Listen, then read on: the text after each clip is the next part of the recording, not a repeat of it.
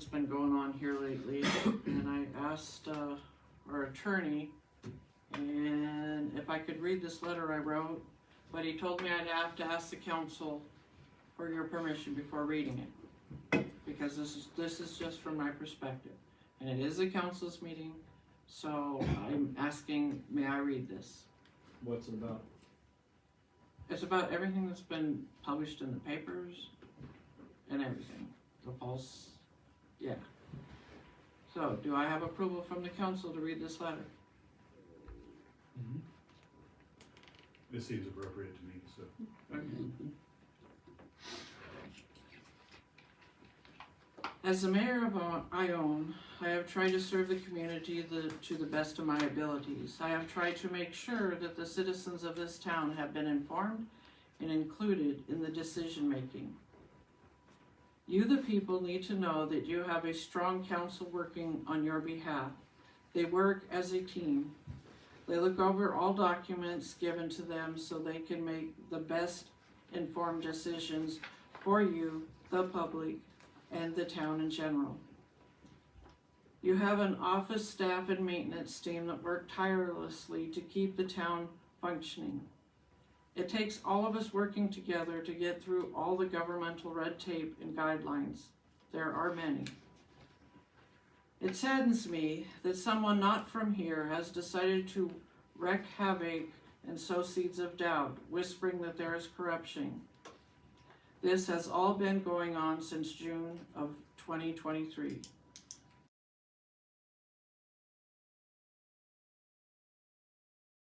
I'm happy to inform you all that we just passed another audit with no findings. We have done so for the past 13 years. Not many towns can hold that banner high. Believe me, if there was any discrepancies, they would have found them.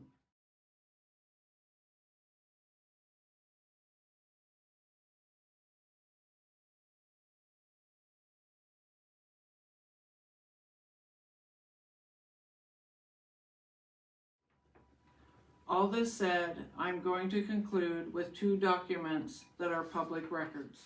The first one is a letter we received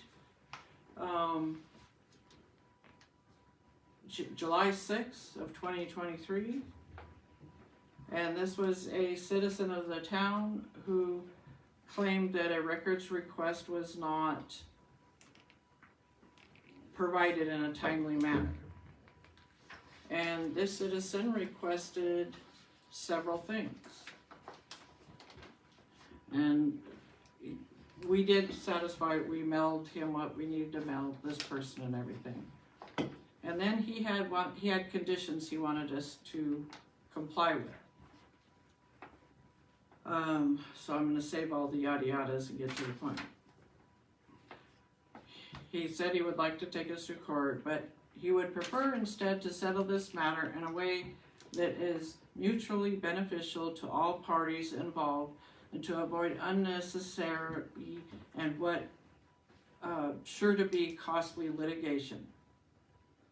This is what I propose. The town of Ione immediately and fully agree to comply with the PRA request in a timely manner moving forward as prescribed by law. That the town of Ione, Washington, waive any and all fees associated with said PRA request or any PRA request in the future, including but not limited to per page copy fees, etc., not to exceed $500 in waived fees and costs. Also, that the town of Ione pay $500 in penalty to me, the requesting party, as compensation for the violation cited herein and for the requested party's time and cost incurred in having to generate legal drafts and would have not had to be generated had the town of Ione not violated requester's PRA request in the first place.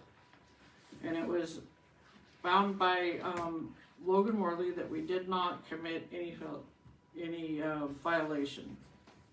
But this person requested $500, which he did not get. So this is going to move us forward to Thursday, I was served with papers.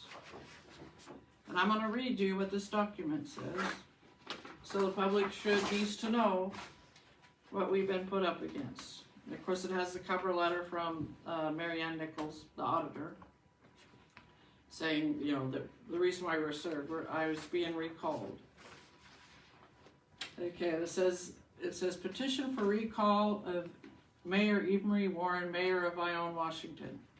To the Honorable Mary Ann Nichols, Pomeroy County Auditor, I, the undersigned citizen, legal voter of the state of Washington, Pomeroy County, District 7, respectfully direct that a special election be called to determine whether or not Eve Marie Warren, Mayor of Ione, will be recalled and discharged from her office for an account of her having committed the act and acts of malfeasance or of misfeasance while in office, and having violated her oath of office, proof of which being attached to and contained within the synopsis petition submitted herein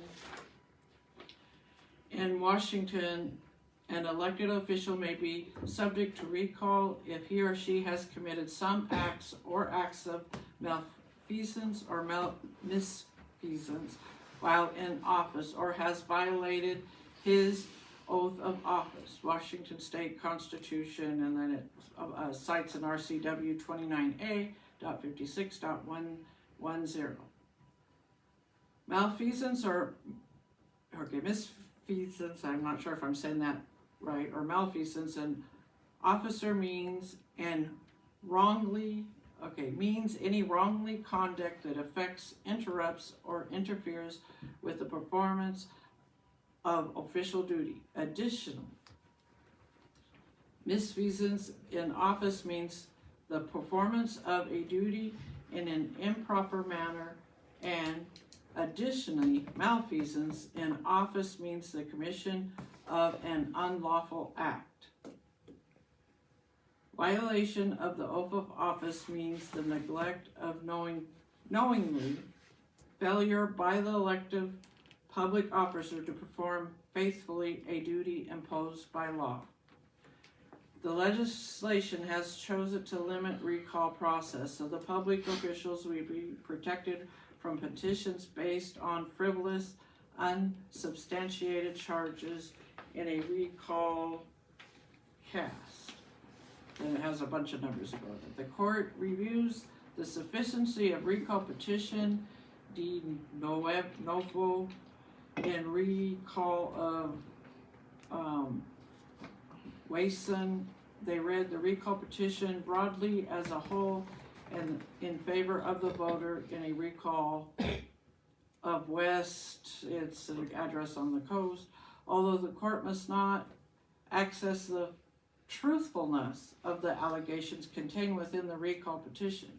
Its function is to evaluate whether allegations are both factually and legally sufficient. Factually sufficient means petitioner has alleged facts that establish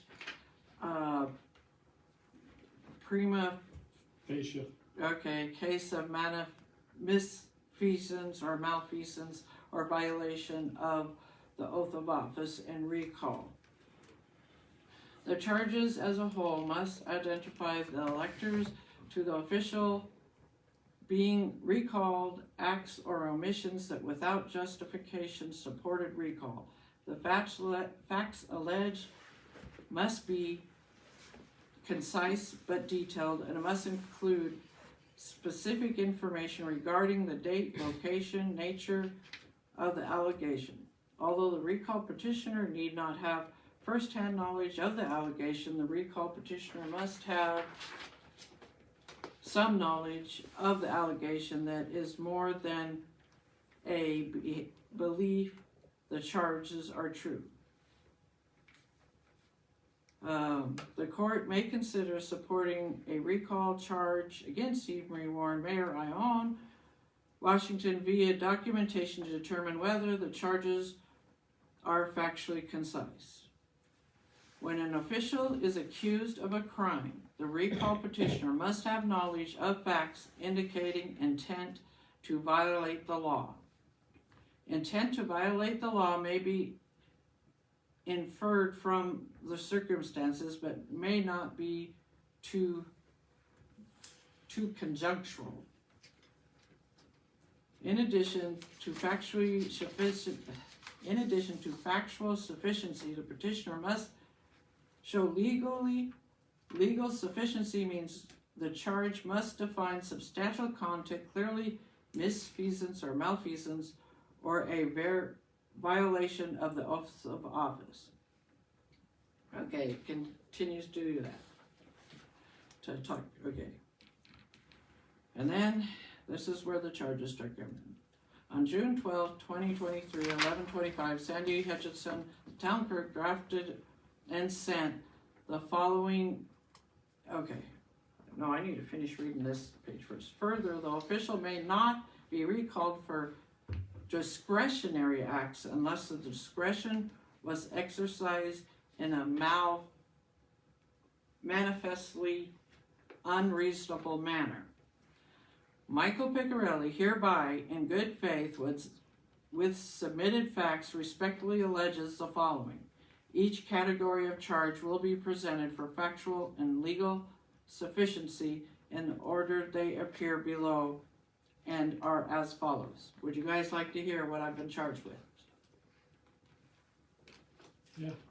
On June 12, 2023 at 11:25 a.m., Sandy Hutchinson, the town clerk, drafted then sent the following email to Ken Timmerick, a sitting town councilman, regarding the pending sale of a building, property owned by town that had been scheduled for discussion and vote in a future meeting open to the public as required under RCW meeting ATCA OPMA, all the cited things. Okay, Eve Marie asked that I forward this is what was in the email from Pollyanna. As interest rates go up 6.87% today, she wanted to have you send me an email with approval or denial of the price reduction. Thank you. On June 13, 2023 at 8:30 a.m., Councilman Ken Timmerick replied, "Fine with me."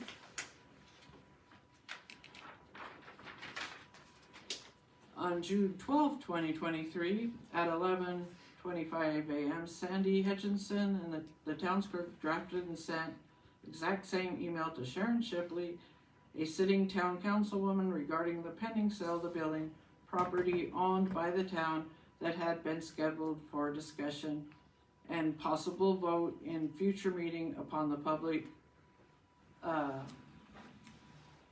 to the public as required by RCW. Okay, and then here comes the other one. Eve Marie asked that I forward you this email from Pollyanna as interest rates, okay, it's the same, and to Sharon Shipley. Hi Sandy, my vote will be to hold off on making a decision until next council meeting. Sorry for not responding sooner. That was Sharon's response. There was also an email sent to Corey McNeil. And then there was one also sent to Mike Shipley. And it all is quoting the same one. Every town council member was included in this group email as it was meant to form a quorum, to hold a meeting, elicit a vote and or decision that would then be actionable, completing outside the public view, acknowledge, he goes on to describe what was violated. What is not mentioned is that as soon as I was made aware, as a mayor, there's a lot of things that are going. I didn't stop to check the law before asking Sandy to send off that. Yes, I had that email sent off. But we did not conclude a vote. There was never a vote concluded through that email. Most of you, like Corey, didn't respond. Mike didn't respond. And there was also a packet sent out with that email explaining the price reduction. There was never a decision made until the very next council meeting, which it was brought up and everybody reviewed their packets and were asked if they wanted to sell the building for that price.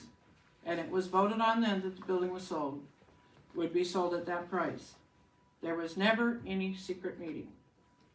But unfortunately, when somebody is charged with this, they don't get to present the truth of what really happened. I'm being charged with this? No, I will not resign, Michael Piccarelli. And furthermore, this is going to come back to bite you. Are you threatening me right now?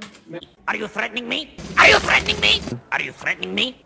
Are you threatening me? Are you threatening me? Are you threatening me? Are you threatening me? Are you threatening me? You do not want to face the wrath of my bunghole! Okay, that's good. So one thing I do want to say, Do you really want to keep saying? You should really just listen to your counsel and not say anything else. I'm going to close the meeting. That's a good idea. Okay? If anybody does not have any comment, it is now time to close this Ione Council meeting.